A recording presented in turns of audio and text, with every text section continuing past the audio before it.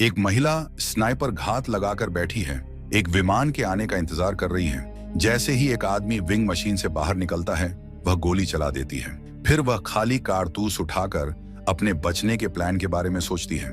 दूसरी ओर एक आदमी बुरे सपने से जागता है और रात में गाड़ी लेकर निकल जाता है ताकि वह डरावने सपने को भूल सके। वह सुबह तक समुद्र किनारे बैठा रहता है, खुशहाल जोड़े को अपने कुत्ते के साथ टहलते हुए देखता है। बाद में उसे एक अनजान भेजने वाले का पत्र मिलता है और वह मरीन कॉर्प्स बेस की ओर रवाना हो जाता है। फेडरल इलाके में पहुंचकर वह एक ऑफिस में जाता है जहां एक महिला खुद को एजेंट बार्थोलोम्यू बताती है।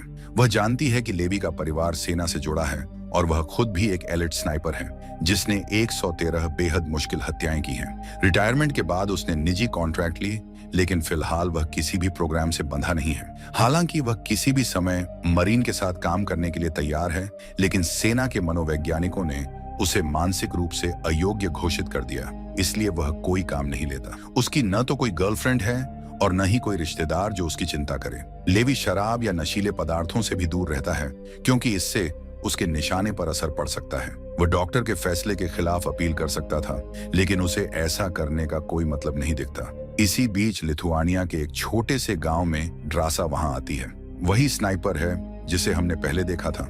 आज उसकी मां की पुण्यतिथि है और वे हर साल उसकी कब्र पर मिलने आते हैं। पिता को पता चला है कि ड्रासा ने एक बेलारूसी ओलिगार्क धनाढ्य व्यक्ति को मारने का कॉन्ट्रैक्ट लिया था।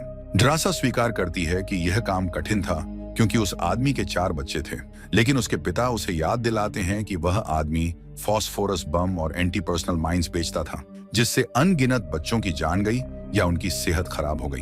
ड्रासा अपने पिता को एक कारतूस देती है जिसे वह अपने पर्स में रख लेता है, जहां पहले से ही कई कारतूस पड़े हैं। वह मानता है कि उसकी बेटी सही काम कर रही है।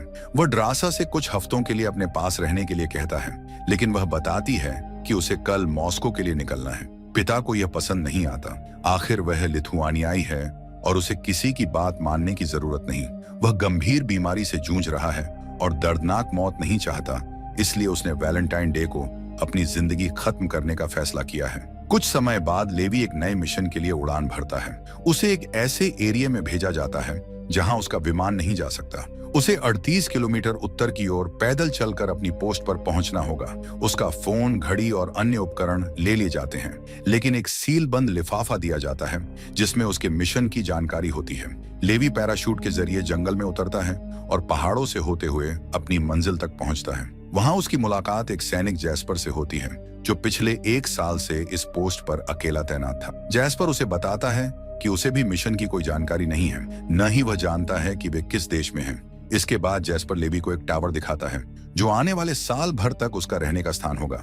ये एक ऐसी जगह है जिसमें सोलर पैनल, जनरेटर और बारिश का पानी इकट्ठा करने की सुविधा है। आसपास के जंगल में शिकार के लिए भरपूर जानवर हैं और एक बगीचा भी है। घाटी के दूसरी तरफ ईस्टर्न ब्लॉक की एक इसी तरह की चौकी है, लेकिन वहां जाने का कोई तरीका नहीं है क्योंकि पूरी घाटी बारूदी सुरंगों और जालों से भरी हुई है। काम बहुत साधारण है। लेवी को हर दिन पश्चिमी सीमा का निरीक्षण करना होगा और किलेबंदी वाले रक्षा स्थानों की जांच करनी होगी। बाहरी दुनिया से संपर्क हर 30 दिन में एक बार ही हो सकता है। यहाँ सैटेलाइट ट्रांसमीटर लगाए गए हैं जो झूठे सिग्नल भेजकर इस जगह को जासूसी उपग्रहों और ड्रोन से छुपाते हैं। अगर कोई इमरजेंसी स्थिति होती है तो पैनिक बटन दबाने से अधिकारी सतर्क हो जाएंगे, लेकिन अगर सभी सिस्टम फेल हो जाएं या कोई हमला हो तो स्ट्रे डॉग प्रोटोकॉल शुरू हो जाएगा। जैस्पर को इस प्रोटोकॉल की ज्यादा जानकारी नहीं है, लेकिन उसने सुना है कि अगर सायरन बजते हैं तो भाग जाना ही सबसे अच्छा विकल्प होगा। 75 साल से कोई नहीं जान पाया कि इस घाटी में असल में क्या छुपा है। कहा जाता है कि 1940 के दशक के अंत में यहाँ 2000 कैवलरी सैनिकों की 3 बटालियन भेजी गई थी, लेकिन कोई भी वापस नहीं आया। इसके बाद कड़ी निगरानी कर दी गई। जैस्पर को ये सारी बातें उसके आगे के गार्ड ने बताई थी, लेकिन यह कितनी सच है इसका कोई प्रूफ नहीं। जैस्पर खुद मानता है कि घाटी नरक का प्रवेश द्वार हो सकती है और वे उसी के दरवाजे पर पहरा दे रहे हैं। फिर जैस्पर अपनी ड्यूटी खत्म होने के बाद हेलीकॉप्टर से वापस जाने के लिए रवाना होता है। जल्द ही आकाश में हेलीकॉप्टर आता है और एक केबल छोड़ता है। जैसे ही जस्टिन हेलीकॉप्टर में चढ़ता है, पायलट उसे गोली मार देता है और उसकी लाश नीचे फेंक देता है। फिर वह बार्थोलोम्यू को रिपोर्ट करता है कि रोटेशन पूरा हो गया। 1 महीना बीत जाता है। लेवी अपनी ड्यूटी पूरी ईमानदारी से निभाता है।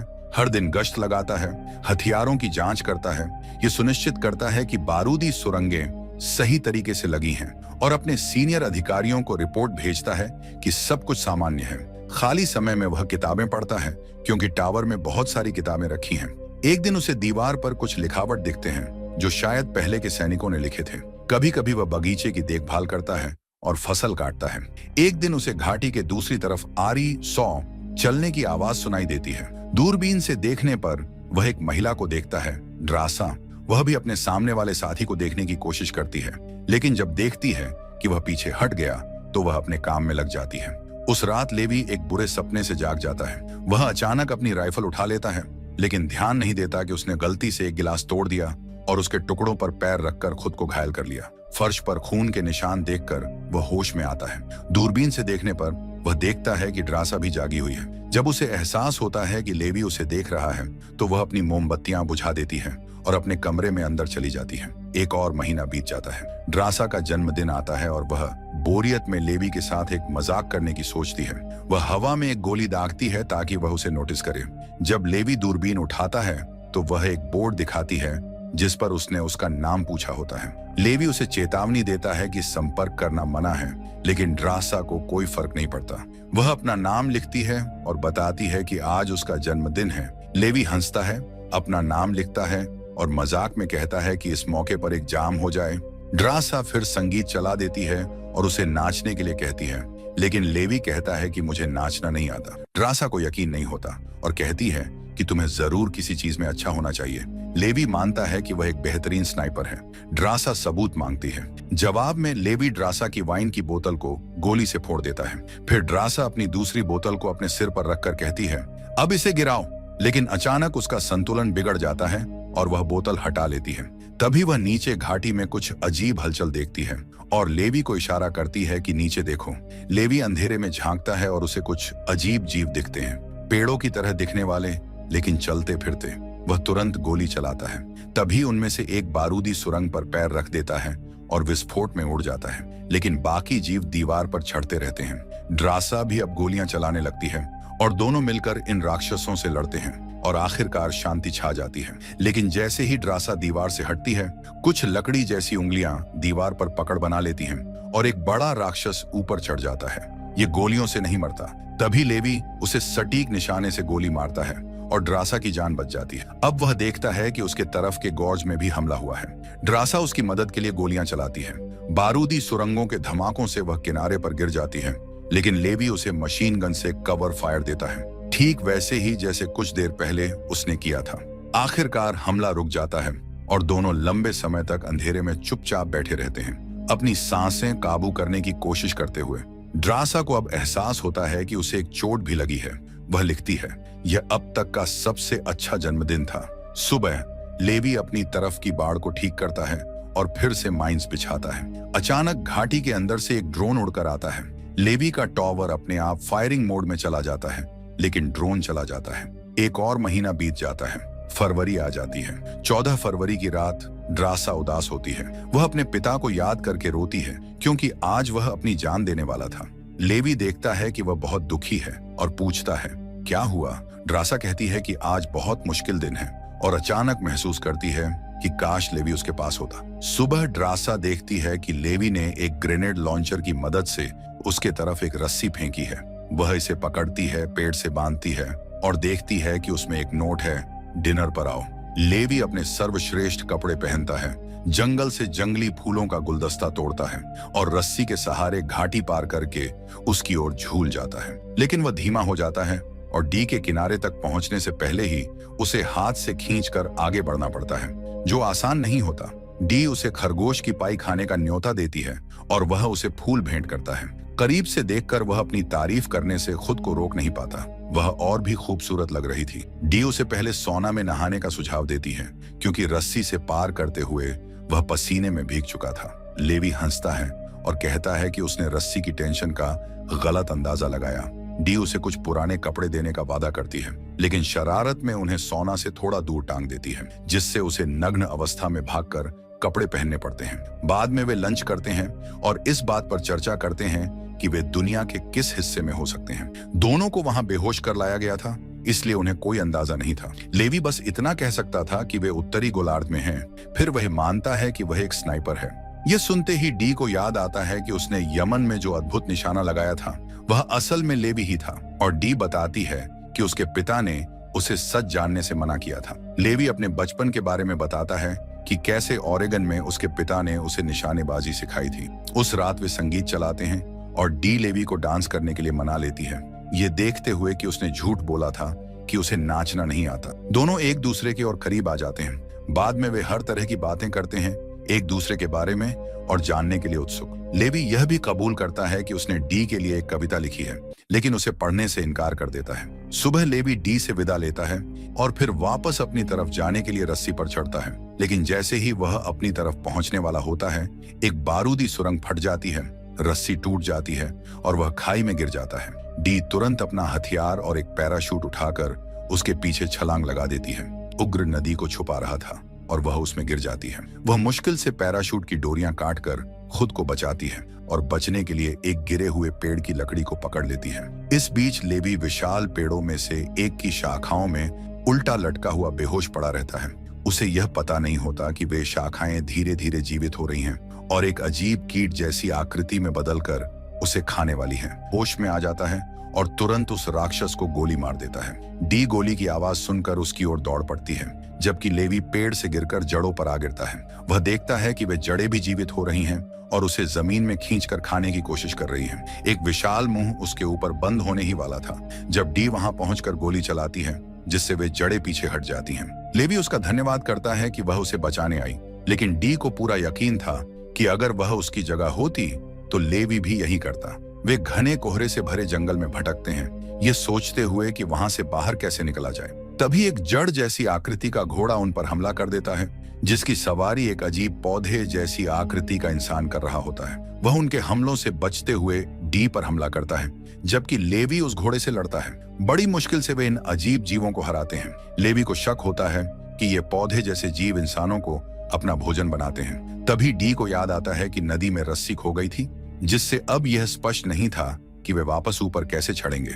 वह सुझाव देती है कि वे नदी के साथ साथ चलें। लेवी मृत घुड़सवार की फटी हुई वर्दी पर ध्यान देता है। यह सब 1940 के दशक के युद्ध के बाद की वर्दी थी। उसे एहसास होता है कि ये वही घुड़सवार हैं जो वर्षों पहले रहस्यमय तरीके से लापता हो गए थे। वे आगे बढ़ते हैं और पेड़ों और झाड़ियों में अजीब तरह से इंसानी आकृतियां देखकर चौंक जाते हैं। कुछ ही देर में वे कुछ टूटे फूटे ढांचे देखते हैं जो शायद किसी भूकंप में डैमेज हुए थे।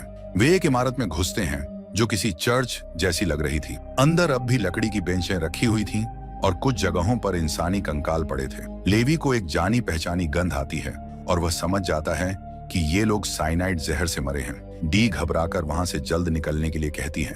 तभी छत से विशाल मकड़ियां उन पर झपट पड़ती हैं। वे गोलियां चलाते हुए किसी तरह बाहर भागते हैं, लेकिन तभी चर्च में रखे हुए मम्मी जैसे शव अचानक हिलने लगते हैं। डी तुरंत एक ग्रेनेड लॉन्चर से चर्च की दीवार पर हमला करती है, जिससे उसमें आग लग जाती है और वे किसी तरह वहां से बच निकलते हैं। वे छिपने की कोशिश करते हैं, लेकिन यह नामुमकिन था। राक्षस हर तरफ थे। डी सुझाव देती है कि वे खाई की दीवार के पास रहें। वे वहां दौड़ते हैं और एक पुरानी हैंगर जैसी इमारत पाते हैं, जिसमें वे खुद को बंद कर थोड़ा आराम कर सकते थे। जल्द ही उन्हें एहसास होता है कि यह खाई की चट्टानों के अंदर बनी एक गुप्त सैन्य चौकी थी। वे एक पुरानी प्रयोगशाला ढूंढते हैं जो अब भी रसायनों और उपकरणों से भरी थी। खोजबीन करते हुए लेवी को एक फिल्म रील मिलती है और एक जनरेटर जो इतने सालों बाद भी काम कर रहा था। रोशनी जलती है। लेवी एक प्रोजेक्टर पर फिल्म चलाता है और वे देखते हैं कि एक महिला वैज्ञानिक युद्धकालीन रहस्यों के बारे में बता रही थी। सेकेंड विश्व युद्ध के दौरान जब ओपेनहाइमर परमाणु बम बना रहे थे, तब पश्चिमी और पूर्वी देशों के वैज्ञानिकों ने मिलकर इस लैब में एक बेहद खतरनाक जैव रासायनिक हथियार विकसित किया था। तभी खाई में एक भयंकर भूकंप आया, जिससे लैब नष्ट हो गई। इसके कारण फैले जहरीले रसायनों ने इंसानों के डीएनए को पौधों, जानवरों और कीड़ों के साथ मिला दिया, जिससे लोग भयानक राक्षसों में बदल गए। हालांकि कुछ लोग इस इन्फेक्शन के बच निकले। अगर किसी में 5 दिनों के भीतर कोई बदलाव नहीं हुआ तो वह इस जहर से लड़ सकता था। तभी उसकी नजर एक सीलबंद शीशी पर पड़ती है, जिसमें कोई रहस्यमय दवा थी।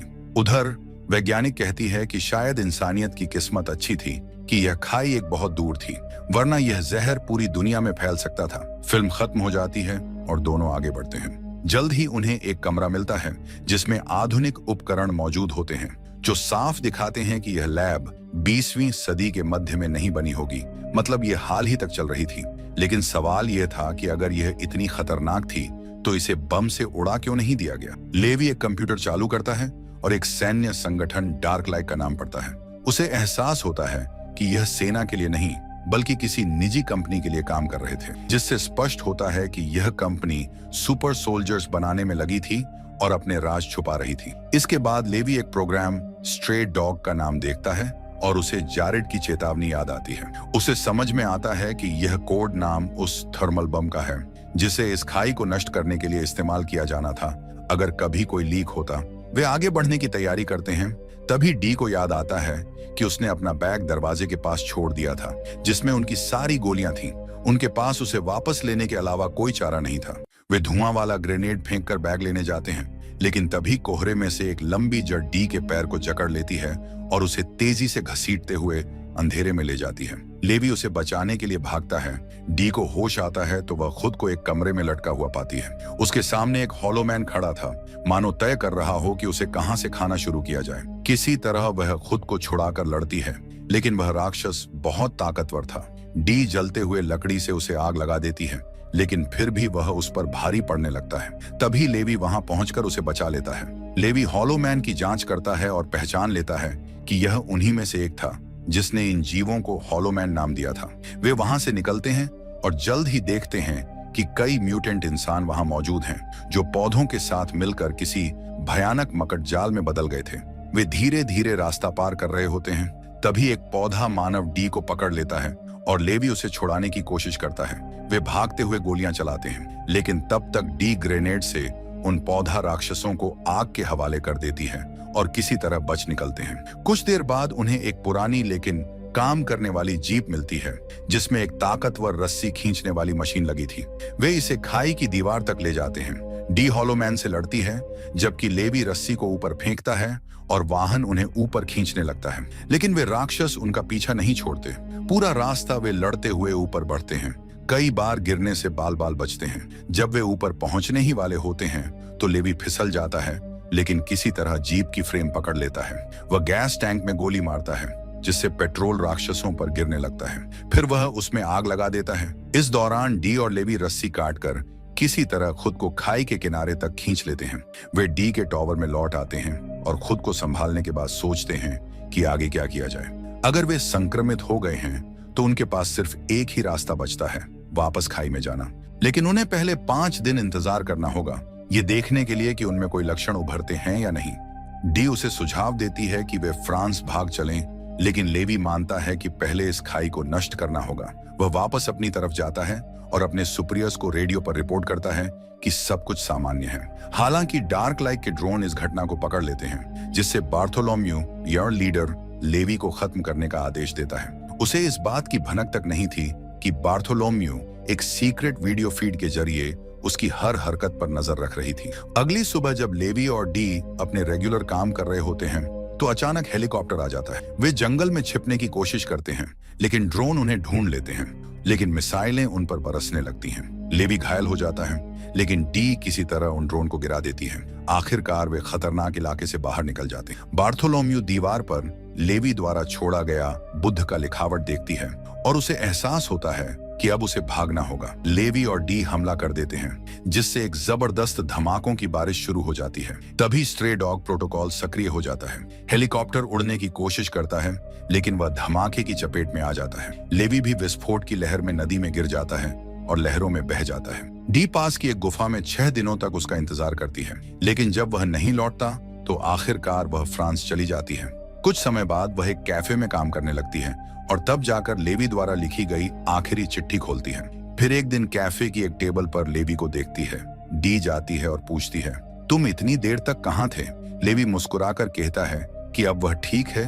वे एक दूसरे को चूमते हैं। आगे क्या होगा, इसी सस्पेंस के साथ ये फिल्म यहाँ एंड हो जाती है।